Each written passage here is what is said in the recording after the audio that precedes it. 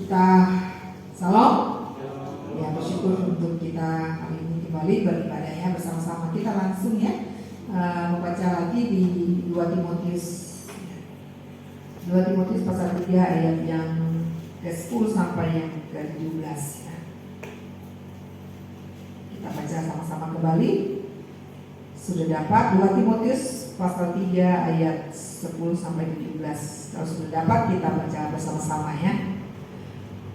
Tetapi engkau telah mengikuti ajaranku, cara hidupku, pendirianku, imanku, kesabaranku, kasihku, dan ketekunanku. Engkau telah ikut menderita penganiayaan dan sengsara seperti yang telah menderita di Antiokhia, Ikonium, dan di Listra. Semua penganiayaan itu kuderita dan telah melepaskan aku daripadanya. Memang setiap orang yang mau hidup beribadah di dalam Kristus Yesus menderita aniaya. Sedangkan orang jahat dan penipu akan bertambah jahat, mereka menyesatkan dan disesatkan. Tapi hendaklah engkau tetap berpegang pada iman yang telah engkau terima baik ini, selalu mengingat orang yang telah mengajarkannya kepadamu. Ingatlah juga bahwa dari kecil engkau sudah mengenal kitab suci, hikmat kepadamu dan menuntun engkau dan selamatan oleh iman kepada Kristus Yesus. Segala tulisan yang diilhamkan Allah memang bermanfaat untuk mengajar, menyatakan kesalahan, untuk memperbaiki kelakuan, dan untuk mendidik orang dalam kebenaran. Dengan demikian tiap-tiap manusia kepunyaan Allah diperlengkapi untuk setiap perbuatan baik. Demikian jauh pembacaan firman Tuhan kita.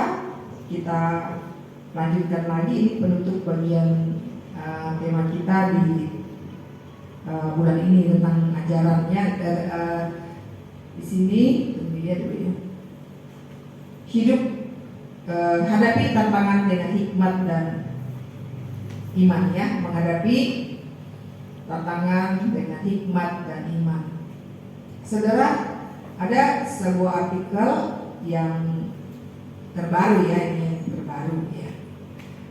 Beberapa ajaran-ajaran yang membuat iman bisa goncang atau bisa ikut atau meragukan tentang firman Tuhan ya, bisa terjadi demikian. Menurut mereka itu dunia itu dibagi menjadi 3 zaman ya. Di sini ya. Yang pertama ada zaman hukum Taurat, yang kedua ada zaman anugerah, yang ketiga zaman kerajaan. Ya. Di dalam setiap zaman Allah terus bekerja menurut mereka ya. Allah pada zaman hukum Taurat, Allah Yahweh yang bekerja. Nah, setelah selesai zaman anugerah, Tuhan Yesus yang bekerja. Dan zaman kerajaan, Kristus perempuan yang bekerja. Itu yang membuat kita menjadi disadarkan apakah ini benar atau sesuai dengan firman Tuhan atau tidak. Nah, oleh karena itu mereka mempunyai pandangan demikian, maka mereka menganggap masa lalu hukum Taurat, hukum anugerah sudah berlalu. Nah, yang sekarang sudah datang, yaitu zaman kerajaan. Oleh sebab itu menurut mereka tuh ya, perjanjian lama, perjanjian baru udah ketinggalan zaman, sudah tidak relevan lagi bagi kita. Lalu digantikan dengan kitab yang ditulis oleh Kristus, perempuan yang dilahirkan oleh perempuan yang bersatu oleh suaminya.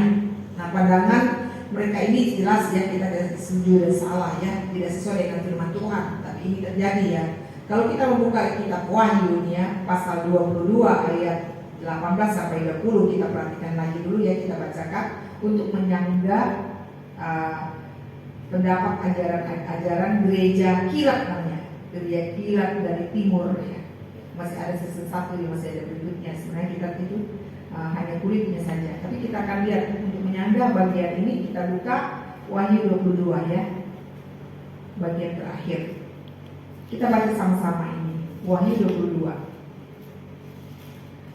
Kita baca ayat yang 18 sampai ayat yang 20. Kalau sudah dapat kita baca sama-sama. 1, 2, 3.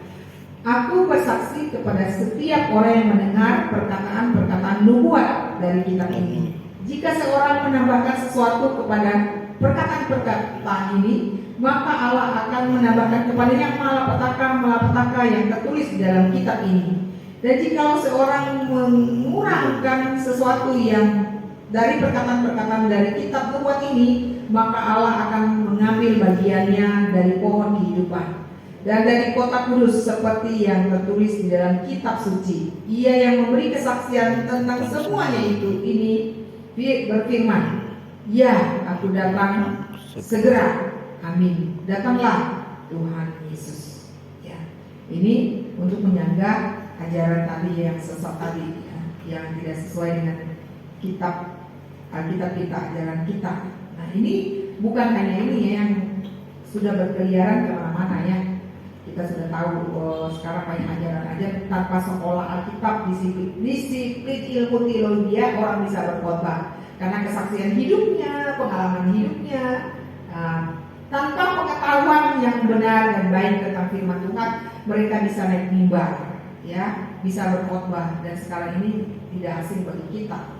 Nah, ini tantangan-tantangan yang sangat sebenarnya juga mengerikan untuk iman kekristenan. Nah, bagaimana kita hadapi tantangan ini ya?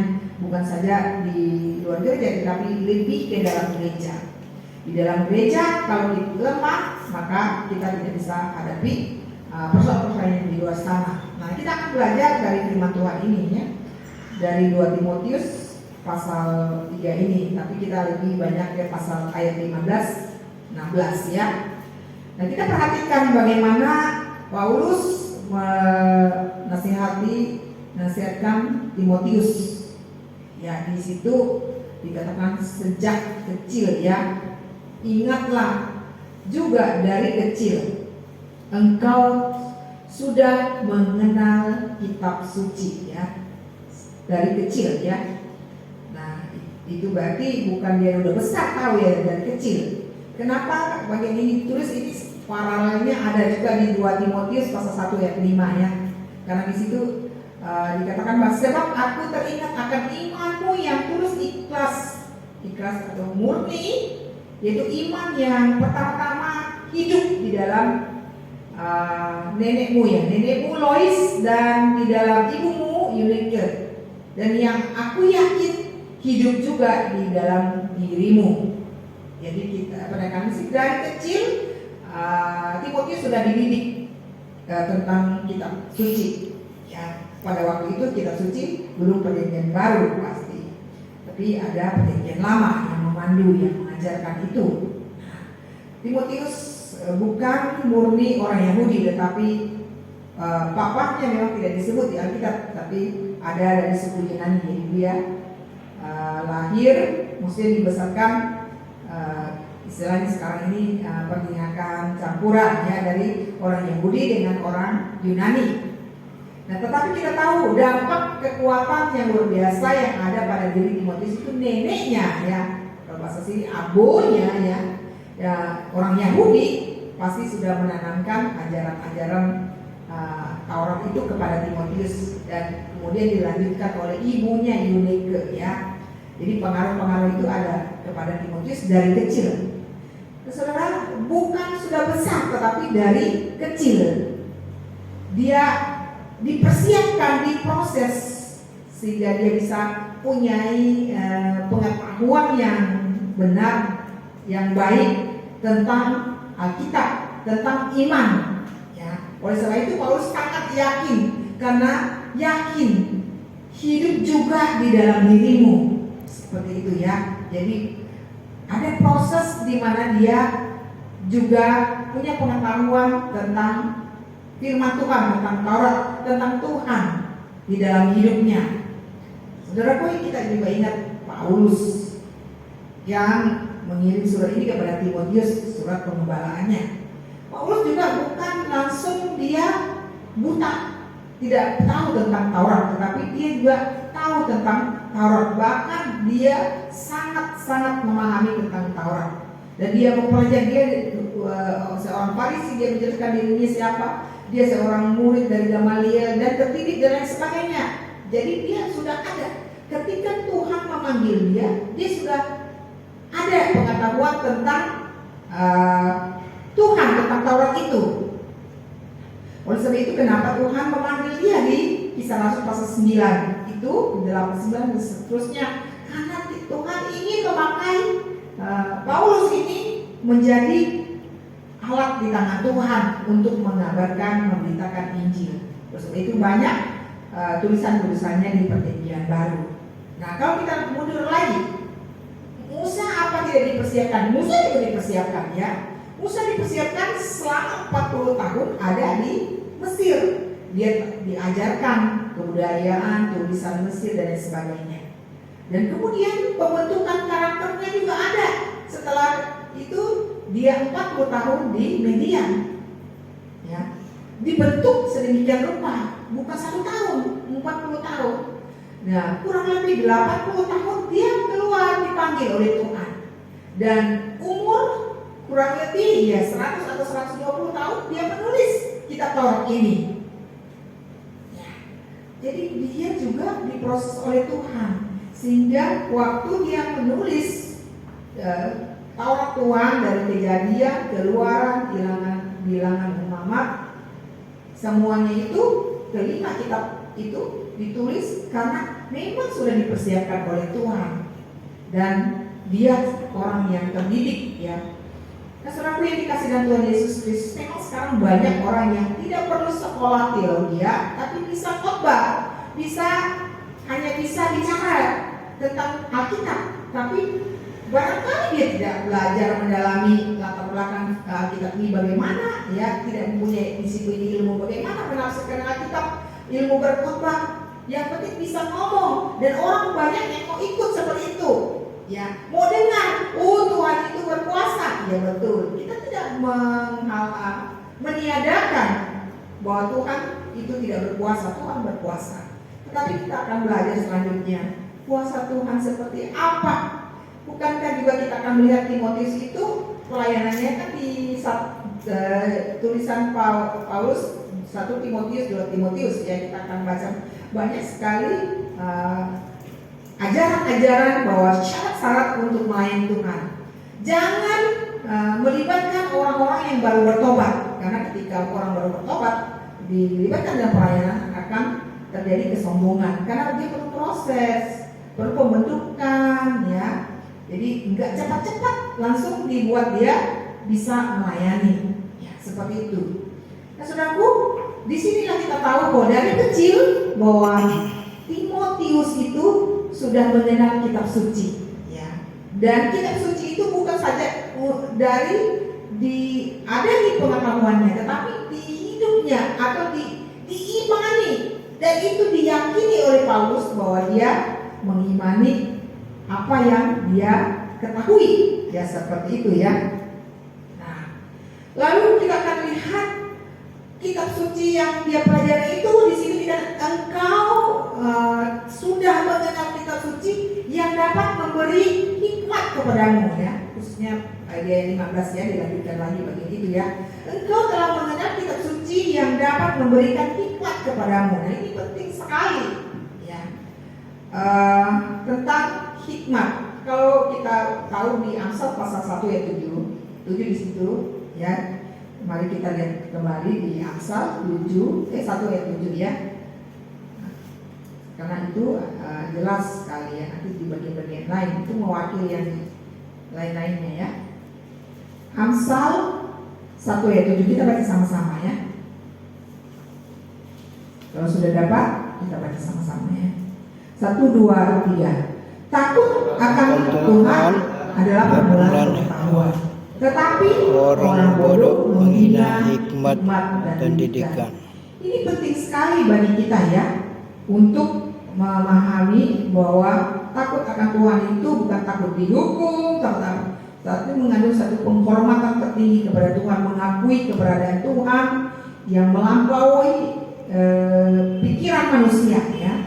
Tetapi bukan berarti tidak bisa kita pelajari, tidak tidak bisa kita harus tidak perlu pengetahuan. Kita perlu pengetahuan. Oleh sebab itu Alkitab itu kan disusun menjadi satu kitab Alkitab ya. Dari kitab-kitab suci dibukukan menjadi Alkitab. Nah, kita tahu bagaimana orang-orang bodoh dibandingkan bahwa orang bodoh itu menghina hikmat dan didikan, dan mereka tidak istilahnya tertarik terhadap Tuhan ya, hikmat di sini. Nah, saudaraku yang dikasih dalam Tuhan Yesus Kristus, ini bagian penting bagi kita bahwa ketika kita percaya belajar firman Tuhan, kita akan melihat hikmat itu berasal dari mana, yaitu hikmat itu dari Tuhan ya. Tuhan sendirilah hikmat itu ya. Kalau di Amsal 20 pasal 2 itu dijelaskan bahwa hikmat itu dibuat satu pribadi, bahwa hikmat itu disamakan satu pribadi setara ya, maksudnya Allah itulah hikmat. Kalau di Perjanjian Baru, Tuhan Yesus Kristus itulah hikmat. Kan kita akan lihat di sini nanti bahwa di pasal yang ke-15 dikatakan di sini, saya ulangin lagi 2 Timotius pasal 3 ayat 15 tadi ya.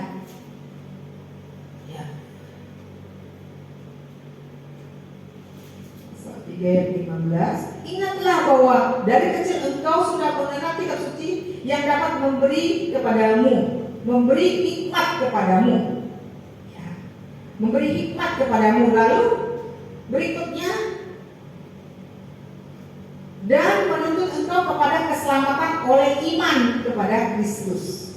Ya, tetap rujukannya kepada Kristus. Ya. Nah, saudara yang dikasih dalam Tuhan Yesus Kristus, seperti apakah hikmat itu ya? Kita akan lihat seperti apakah yang kita tahu tentang hikmat itu. Kalau kita tahu juga di Mazmur dikatakan 128, secara keseluruhan berbahagialah orang yang takut akan Tuhan. Ya. Nah, jadi di situ kita akan tahu ketika kita memiliki hikmat, kita akan berbahagia.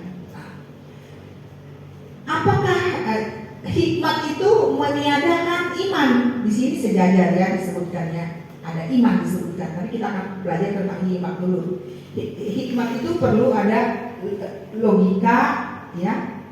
Kita perlu belajar dan diajarkan, lalu kita menganalisa dan kita menggunakan sebagai satu-satunya dasar yang dapat untuk membuat pertimbangan kebijaksanaan. Itu untuk merusakan proses yang di dalam Alkitab ya, jadi proses. Jadi ketika kita tahu penciptaan Tuhan, dia tidak langsung seluruh kebutuhan manusia itu dijadikan menjadi satu, tapi dia hari pertama Allah menjadikan ini, hari kedua, hari ketiga, hari keempat, sampai hari kelima dan seterusnya. Jadi di situ ada logika. Ya. Dan Tuhan menciptakan alam semesta ini tidak langsung, walaupun di situ dikatakan dengan firman-Nya, bisakah firman itu langsung semua jadi bisa, mengubah bisa. Tetapi mengapa harus melalui satu proses dan urut-urutan itu? Ya, itulah kita melihat hikmat Tuhan. Ya. Siapa dari antara kita ini yang berani menasihati Tuhan? Ya. Tuhan, saya ini begini supaya Tuhan urut kita nih ya. Tuhan, saya maunya begini-begini ya, mau begini-begini ya. Ini kita tidak berani ya. Kita pun sehebat pintar, sepandai-pandainya kita membuat planning, rencana, itu pun kita bawa ke dalam tangan Tuhan, itu bisa berubah-berubah. Ya. Tapi bukan berarti kan kita ya kalau bisa berubah-berubah, saya nggak perlu ada planning, tidak demikian. Tetapi tetap kita ada, karena kita tahu bahwa ketika kita menyerahkannya ke dalam tangan Tuhan, ketika ada perubahan-perubahan, kan semua itu cara berpikir kita, planning kita, tetapi Tuhan lah yang menentukan. Nah, siapa bisa menyelami pikiran Tuhan? Pengetahuan Tuhan yang melampaui diri kita nggak ada, ya, nggak ada. Tuhan itu terlalu besar, dan Tuhan itu terlalu besar untuk dimasukkan ke dalam pikiran kita, ke dalam hikmat kita, ya. Karena Tuhan itu adalah hikmat itu sendiri, Dia sendiri, ya. Nah, disinilah kita akan diajarkan tentang hikmat ya. Nah, hadapi tantangan dengan hikmat dan iman. Apa sih perbedaan hikmat Tuhan dengan hikmat manusia ya? Saya ada catatan di sini ya. Apa sih perbedaan hikmat Tuhan dengan hikmat manusia ya? Hikmat dunia ini adalah suatu hikmat yang mengesampingkan Allah ya, menekankan kemampuan dan kesanggupan manusia sendiri ya. Kebanyakan seperti itu ya. Hampir kalau orang tidak di dalam Tuhan, dia tidak melibatkan Tuhan dalam hikmat mereka. Dan menjadikan manusia itu kekuatan atau kekuasaan tertinggi dan menolak mengakui penyataan Tuhan dalam Kristus Yesus ya. Contoh di 1 Korintus ya, di pasal 1, pasal 2, pasal 3 itu seperti itu ya. Jemaat Korintus itu bukan orang bodoh, tetapi orang-orang yang kaya dalam hikmat, banyak orang-orang terpelajar di sana. Tetapi ketika Paulus mengajarkan tentang Tuhan, mereka menolak ya. Mereka punya filsafat sendiri ya, pemahaman sendiri ya, kepikiran sendiri, dianggap itu Tuhannya mereka ya, seperti itu. Sehingga tidak mengakui Allah. Nah, inilah perbedaannya. Mari kita akan lihat bagaimana ada beberapa hal yang kita lihat perbedaan. Hikmat yang ini disebut adalah hikmat Allah sebagai kebodohan. 1 Korintus 3 ayat 19 sampai 20. Kalau bisa ditampilkan di layar silakan, kita tidak baca tapi kira-kira begitu ya. Jadi itu di zaman Korintus. Jadi hikmat hikmat di sini disebut Allah sebagai kebodohan bagi orang-orang Korintus ya. Mengapa? Karena melaluinya manusia telah gagal untuk menemukan kebenaran mengenal Allah ya. Gagal mengenal Allah. Lalu kedua, orang percaya sebenarnya harus tahu ya, sadar hikmat manusia itu bisa melenceng, bisa menyimpang ya, seperti ada di Kolose pasal 2 ayat 8 disebut di situ ya. Silakan juga bisa di slide. Saya akan bacakan di sini bagi catatan saya bahwa kecenderungan hikmat manusia itu melawan Tuhan ya. Di sini dikatakan, hati-hatilah supaya jangan ada yang menawan kamu dengan filsafat yang kosong dan palsu menurut ajaran turun-temurun dan roh-roh dunia, tetapi tidak menurut Kristus ya. Jadi hikmat itu, Kristus adalah hikmat itu ya, sendiri ya. Nah, ini yang terjadi. Jadi kita sebenarnya tidak menyadari hal itu ya. Nah, kita banyak pernyataan seperti ini. Oh, dia baik, dia melayani Tuhan ya. Tapi ada yang melayani Tuhan tanpa pengenalan yang baik dengan Tuhan, tanpa pengetahuan yang baik dengan Tuhan. Jadi ketika ada benturan, ketika ada kesulitan, konflik, mulai bermasalah yang meragukan Tuhan. Ini yang terjadi karena memang tidak pemahaman yang tidak baik. Yang ketiga, Alkitab juga tidak menyesuaikan diri dengan filsafat yang dibuat oleh manusia. Ingat ya, Alkitab tidak menyesuaikan diri dengan filsafat yang dibuat oleh manusia. Ilmu pengetahuan ataupun segala hal yang disebut hikmat manusia itu Alkitab tidak menyesuaikannya. Saudara, manusia ini begini. Tuhan maklumi ya saya ini. Tuhan maklumlah saya ya. Sehingga kita sering kali secara tidak langsung bicara tentang Tuhan, tetapi sikap kita sendiri pun maklumlah Tuhan, saya hari ini sibuk ya. Maklumlah Tuhan, saya hari ini lagi menikmati kesenangan saya.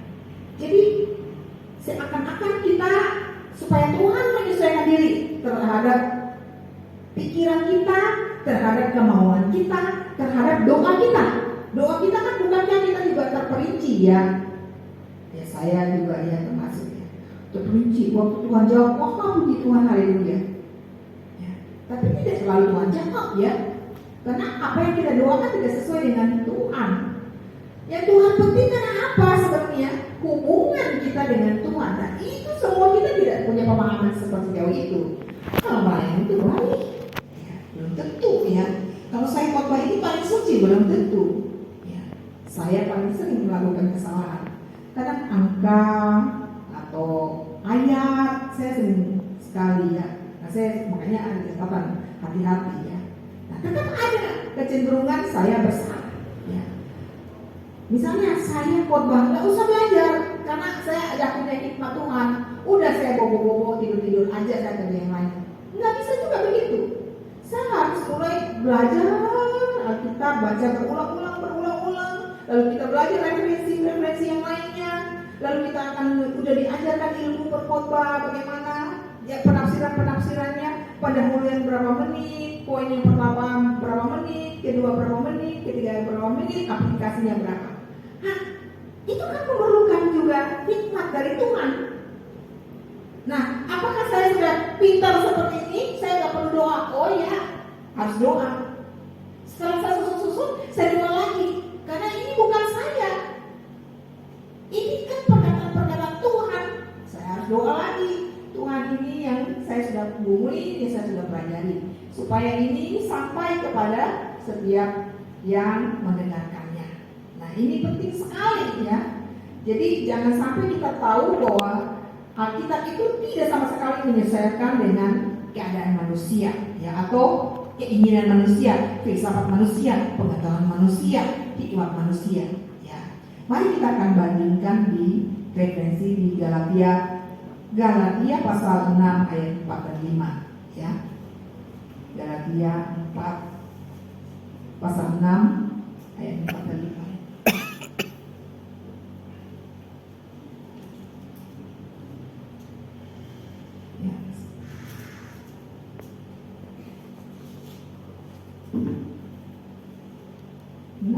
Pasal 6 ya, Galatia pasal 6 ayat 4. Ya, kita harus sudah dapat ya, Galatia 6 ayat 4. Ya, saya lihat ayat 4 dan 5 ya. Kita baca sama-sama 1, 2, 3. Sebab tiap-tiap orang akan memikul tanggungannya sendiri, dan baik dia yang menerima pengajaran dalam firman membagi sesuatu yang ada padanya dengan orang yang memberikan pengajaran itu. Ya. Ayat 7. Jangan sesat, Allah tidak membiarkan dirinya dipermainkan, karena apa yang ditabur orang itu juga yang akan dituai. Ya. Ini menyangkut soal pengajaran ya. Jadi pengajar, kalau kita salah mengajar, yang menerima akan salah juga untuk menerapkannya ya. Ini yang terjadi. Jadi kita betul-betul Alkitab itu tidak menyesuaikan dengan kita ya, tetapi seharusnya kita yang menyesuaikan diri dengan Tuhan ya, taat kepada Tuhan. Misalnya jam kebaktian jam 8. Nah, apakah kita ya tunggu dulu, kita sesuaikan dengan orang yang datang. Kalau orang datang kita menunggu dulu. Nah, kasihan ya, kita mempermain-mainkan waktu yang sudah kita tetapkan. Ini yang sering terjadi ya, ini sering terjadi. Ini pengetahuan kita tentang Tuhan itu sepertinya kita main-mainkan dengan hikmat kita.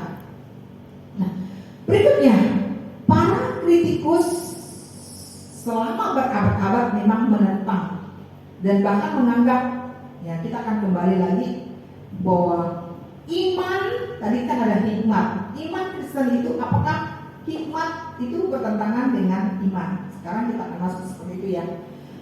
Nah, tapi banyak orang-orang menganggap bahwa iman Kristen itu iman yang tidak masuk akal, irasional. Ya, tidak masuk akal, kan banyak hal tentang Trinitas, tentang pribadi Kristus, Allah dan manusia, tentang kelahiran Kristus dari seorang perawan, dan kepercayaan pada Alkitab dianggap sangat banyak pertentangan dan kontras dan salah. Maka oleh sebab itu kan muncul ya penyesat itu, pengkritik Alkitab itu. Ya. Nah saudaraku, baru-baru ini ya pokoknya akhir tahun dan awal tahun ya, itu mungkin silahkan buka di YouTube Ustadz Agustan ya, semua mungkin tahu ya. Dia berusaha menentang Alkitab kita yang kita percaya ini. Dia dudukin, dia menentang di YouTube-nya. Nih, kalian lihat ya, kalau sebulan ini saya tidak mati, ini saya dudukin Alkitab ini, saya dudukin ya seperti itu ya. Silakan buka ya, banyak itu sudah viral ini seorang ustaz. Nah, saudaraku, rupanya orang ini dulunya katanya orang Kristen, tapi dia jadi ustaz. Kalau konotasi ustaz itu berarti dia seorang guru ya. Ya sama dengan kita. Kalau dia bisa di mimbar, dia bisa khotbah, berarti dia seorang pendeta. Itu konotasi yang sekarang ini. Tanpa melihat dia apakah dia di sekolah teologi atau tidak ya. Nah ini juga demikian. Tetapi dia merendahkan Alkitab yang sekarang kita punya ini, ditaruh di pantat. Dia bilang kalau dia nentang. Kalau saya tidak mati dalam sebulan ini, saya mau lihat. Tapi memang dia tidak mati. Bersyukur saya pikir Tuhan tidak berikan dia kematian, tetapi sakit. Belum 1 bulan dia sakit ya. Stroke itu silahkan dia saksikan di YouTube ya. Jadi banyak-banyak para komentator menjelaskan bla-bla seperti itu. Nah saudara, memang itulah hikmat manusia ini melawan Alkitab itu sendiri ya. Menurut mereka Alkitab itu banyak pertentangan ya. Seorang bapak itu beberapa waktu yang lalu seorang bapak, saya percaya Tuhan, tetapi saya banyak ada pertanyaan-pertanyaan yang saya pikir bergumul di dalam pikiran saya. Siapa penulis Alkitab ini? Siapa saksinya? Ya, itu perlu belajar. Kalau tidak belajar pasti ada pertanyaan itu ya. Setelah itu kita ada waktu untuk PDAK, pendalaman Alkitab, supaya kita diberikan pemahaman-pemahaman ya. Bukan percaya saja, tetapi kita ada hikmat ya dari firman Tuhan itu ya. Nah, saudaraku yang dikasih dalam Tuhan Yesus Kristus, kitab suci itu telah menuntut Timotius kepada keselamatan oleh iman dalam Kristus ya, yang harus dalam Kristus ya. Ketika kita mempertimbangkan iman kita masuk akal, kita juga perlu hikmat Tuhan ya. Sekarang kan banyak mujizat terjadi. Bukan kita tidak percaya mujizat, bukan. Tetapi apa yang dilakukan sekarang ini seperti fenomena ya, kita akan mengukurnya, menilainya dengan Alkitab semuanya. Apakah benar sesuai dengan Alkitab, itu penting sekali. Nah kita sadar kecerdasan atau kemampuan manusia itu sangat terbatas, tidak sepenuhnya memahami kebenaran ilahi atau kebenaran Allah ya, kebenaran Allah yang tidak terbatas itu ya. Allah itu tidak terbatas. Nah tetapi perhatikan juga kalimat ini ya, tetapi kenyataan bahwa segala sesuatu itu tidak dapat dimengerti sepenuhnya bukan berarti bahwa sesuatu itu tidak masuk akal. Makanya ada kelanjutan, pertimbangkan baik-baik ini. Kapasitas atau kemampuan berpikir kita merupakan gambaran dari gambaran Allah yang juga dari gambaran diri kita. Rasionalitas manusia menggambarkan rasionalitas pencipta. Ya tadi saya sudah katakan bahwa Allah menciptakan kita serupa segambar. Berarti kita diberikan akal budi, ya. Akal budi semua ya, seperti Tuhan Yesus, dia semakin hari semakin tumbuh, semakin besar, dikasih Allah, makin bertambah hikmatnya, dikasih Allah dan dikasih manusia. Itu secara manusia ya. Jadi keutuhan itu ada akal pikiran. Apakah ketika Allah menciptakan alam semesta itu tidak menggunakan manusia tidak bisa memahami? Ada anugerah, dua anugerah khusus dan anugerah umum. Anugerah umum itu Allah menyatakan diri dengan alam penciptaan ini, tapi manusia tidak sanggup untuk memahami itu ya kan? Ya Allah lah gitu, pokoknya di luar itu. Makanya kan banyak orang yang bilang di gunung itu ada penunggunya, di laut ada penunggunya, seperti itu ya. Di tempat gelap di pohon ada penunggunya, ya itu pemahamannya. Lalu yang kedua, ya sesuai dengan kitab Roma, hati nurani. Nah hati nurani kita ini kan sudah ada dosa, tidak ada kesanggupan buat kita untuk memahami Tuhan dengan pengetahuan dengan baik dan benar. Dia kan suka-suka dengan kita dari pemahaman itu. Nah, oleh sebab itu Allah menunjukkan diri dengan pernyataan khusus, yaitu Alkitab ini. Nah, Alkitab ini bukan langsung tiba dari langit langsung kita ada. Melalui proses penulisan yang panjang, kurang lebih 1400 sampai 1500 tahun untuk menulis ini. Ya, dengan latar belakang penulis-penulis yang enggak sama. Ada petani pelajar, ya, ada nelayan, ada nabi dan lain sebagainya. Ya, kita perlu belajar kitab Rut di rumahnya Oncinya. Di Alkitab itu ada 2 wanita, ya, di seluruh perjanjian lama ada 2 wanita yang disebutkan sebagai satu kitab di perjanjian lama. Ayo, apa? Kitab Rut dan Esther. Kalau Esther ya oke lah ya seperti itu ya, karena dia orang Yahudi, ya kan? Disebut di situ ya, walaupun dia dalam keadaan pembuangan. Tetapi tidak Rut ini siapa? Kalau kita belajar, dia dari Moab, orang kafir. Kenapa ditulis di situ? Nah, kenapa itu diberikan kepada kita supaya kita satu hal yang kita harus akui ya, bagaimana Rut itu mengakui Allahnya Naomi, bangsanya Naomi. Rut mengatakan bangsamu adalah bangsaku, Allahmu adalah Allahku. Saya hanya mengambil bangsamu. Pernahkah Rut berpikir bahwa satu hari kalau dia ada di bagian bangsa Israel? Dia nggak pernah pikir. Tetapi apa yang terjadi? Karena imannya Allahmu adalah Allahku. Itu penting sekali. Dia rela meninggalkan keluarganya, barangkali masih ada apa-apa mamanya kalau barangkali walaupun suaminya ya anak daripada Naomi sudah meninggal, tapi karena iman itu sehingga dia tercatat kan di dalam silsilah Tuhan Yesus. Itu gambarannya kenapa kita punya iman itu sebenarnya bisa masuk akal, bukan berarti Allah itu harus dimasukkan di dalam pikiran kita. Dan tidak ada seorang pun yang bisa kita menjadi penasihat Tuhan.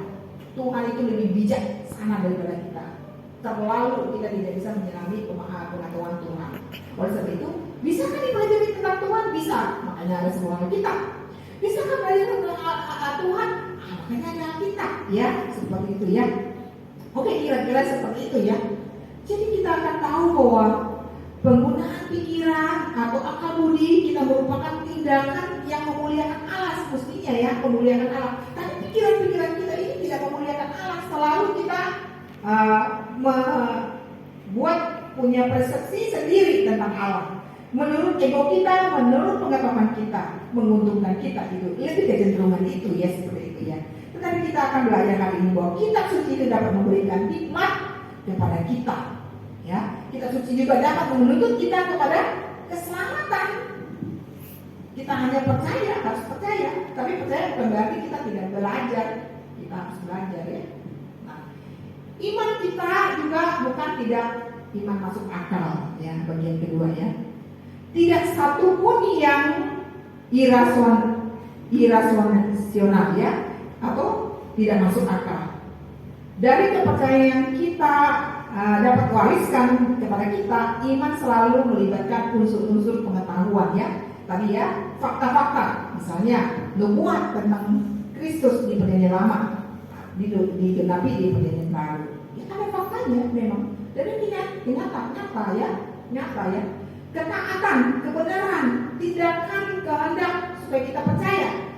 Kita mendengar, memproses, meresponi Tuhan, firman Tuhan dengan menggunakan pikiran kita. Nah, kalau kita nggak menggunakan pikiran, bagaimana? Ya seperti itu ya. Jadi iman dan akal budi seperti apa yang dikatakan oleh 10 hukum yang dirangkum oleh Tuhan Yesus. Kasih Allahmu dengan segenap akal budimu. Berarti dengan akal, melibatkan akal kita. Bukankah kasih Allah itu melibatkan akal budi kita? Tidak bertentangan, tapi saling berhubungan dan tidak dapat dipisahkan. Ada orang yang menggambarkan koin yang ada 2 sisi. Saudaraku yang dikasihi Tuhan Yesus Kristus, di mana kita harus tunduk hormat kepada kekuasaan Tuhan. Memang kita tidak mampu untuk menyalami mengetahui Tuhan secara sempurna, tapi Tuhan menyingkapkan diri, memberitahukan tentang dirinya di Alkitab ini ya. Nah, iman kita juga masuk akal ya, berbeda dengan kepercayaan yang lain ya. Alkitab bisa turun dari langit misalnya gitu. Ada juga yang mengatakan bahwa di masa lalunya dia tidak baik, nanti dia jadi monyet, jadi kelinci dan sebagainya. Kita kan tidak seperti itu. Kita disebutkan lahir baru. Lahir baru kita tak utuh menjadi manusia, tetapi tingkah laku kita, karakter kita yang baru, ya, yang baru. Maksudnya sudah diubah oleh Tuhan. Yang dulu kita orang berdosa, kita diubahkan oleh Tuhan. Itu yang terjadi. Nah, saudaraku yang dikasih dalam Tuhan Yesus Kristus, kenapa? Iman kita itu bersedia diuji secara rasional, ya. Semakin banyak orang yang menentang, melawan Alkitab, semakin teruji Alkitab itu tidak ada salahnya. Baik fakta-faktanya, bahkan orang mengatakan tidak logis, tapi kita akan lihat kelogisannya. Di sini kita lihat sebagai orang yang percaya dalam pemikiran, dalam perhatian dan menaruh kita berpegang pada kebenaran Tuhan itu sungguh-sungguh bahwa Alkitab adalah firman Tuhan. Ketika katekisasi, kita akan menjelaskan Alkitab adalah firman Tuhan yang diilhamkan.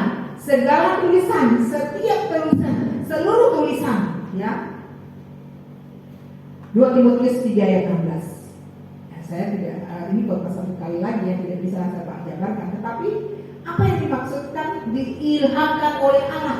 Di situ dinafaskan oleh Allah, dihembus oleh Allah seperti Allah menciptakan waktu Adam, diberikan nafas. Jadi firman Allah itulah nafasnya Tuhan, dan dialah pengarangnya, dialah yang penciptanya. Kita masih bisa pelajari. Dan saat kita sampai mentok seperti Trinitas atau kekuasaan Allah yang supranatural, dan di situ membutuhkan iman.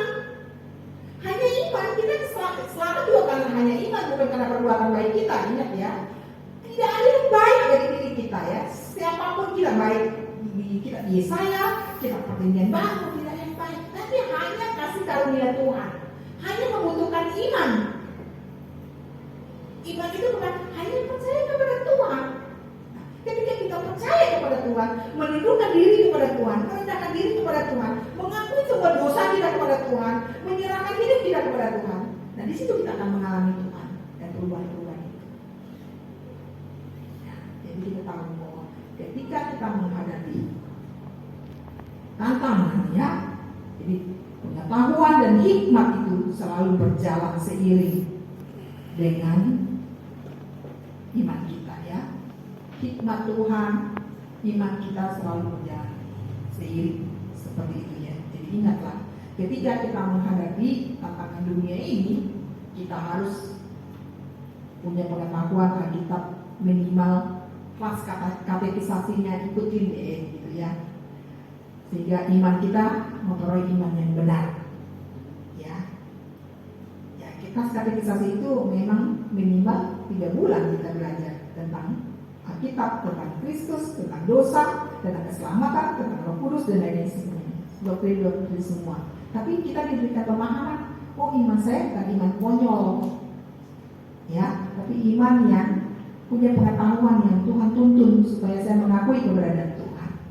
Saudara, banyak hal yang kita tidak memahami tentang firman Tuhan, tetapi kita banyak yang tahu bahwa orang bicara tentang firman Tuhan. Saya takut sekali karena semakin saya belajar, semakin bodohnya saya, semakin saya tidak punya pemahaman yang baik tentang Tuhan. Karena setiap saya berbenturan dengan hal yang logis, saya selalu bergumul. Tetapi bersyukur, pengalaman dengan Tuhan selalu membentuk karakter iman saya semakin hari semakin, bukan lebih baik sih, paling tidak terpelihara lah sampai akhir Tuhan panggil saya. Saya maunya begitu. Setia melayani, setia beriman kepada Tuhan. Saya mengajak jemaat ketika kita menghadapi tantangan-tantangan yang ada terjadi ini, mintalah hikmat Tuhan ada di Alkitab. Iman kita juga kita hidupi dalam hidup kita, supaya kita dirasakan, dialami oleh orang sekitar kita. Tuhan memberkati kita. Mari kita berdoa.